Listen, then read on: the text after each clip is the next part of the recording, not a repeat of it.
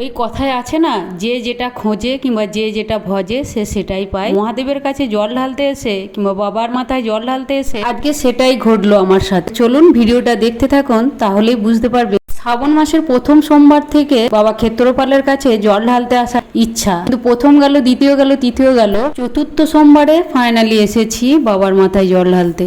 বর্মশাই আমাকে নামিয়ে দিয়ে ও মাল দিতে চলে গেছে জায়গায়। এবার আমি সব পুজো করা হয়ে গেছে, সব বাবার মাথায় জল ঢালা হয়ে গেছে, ছবি তোলার জন্য দাঁড়িয়েছিলাম। আর এবার ছবি তুলছি, তাই বাবার ছবিগুলোকে আর তোলা হয়নি, ওখানে প্রচন্ড ভিড়। সেই কথাটাই বলি প্রথমে, যে কথাটা বলেছি, যে যা ভজে সে সেটাই। আমি পুজো করার পর প্রথমে ভাবছিলাম যে কাকে প্রসাদটা দেওয়া যায়, প্রসাদ দেবো এরকম ভাবছিলাম। বাচ্চারা আছে, তো বাচ্চাদের কার হাতে দেবো, তার মায়ের সাথে এসেছে, তার কোনো বাচ্চাকে ডেকে যদি প্রসাদ দিই, মা যদি কিছু ভাবে, সেই ভয়ে কোনো বাচ্চাকে ডেকে প্রসাদ দিতে পারি। মনটা খুবই ভারাক্রান্ত হয়েছিল আর মনটা ছটফট করছিল যে কাকে প্রসাদ দেওয়া যায়। তো করলাম, তো পুজোটা তো সার্থক হবে না। সেই সময়ই দেখছি এই একজন এসেছে, তারপরে আর একজন এসে হাজির। তা ওদেরকে প্রথমে আমি দুটো বাতাসা দুজনকে এনে দিলাম। এখানেই ঠাকুরের মহিমা। ঠাকুর আমার মনের কথাটা বুঝতে পেরেছে যে তোর প্রসাদ দেওয়ার এত ইচ্ছা, এদেরকে পাঠিয়ে দিলাম, দেখি তুই কি করিস। হ্যাঁ, ওদেরকে আমি প্রসাদ দেওয়াতে ওরা কিন্তু প্রসাদ খেলো এবং ওদেরকে আদরও করে দিলাম। আমি ছবি তোলাতে ব্যস্ত ছিলাম আর ক্যামেরাটা অন ছিল বরের কাছে, তাই ও ভিডিওটা ক্যাপচার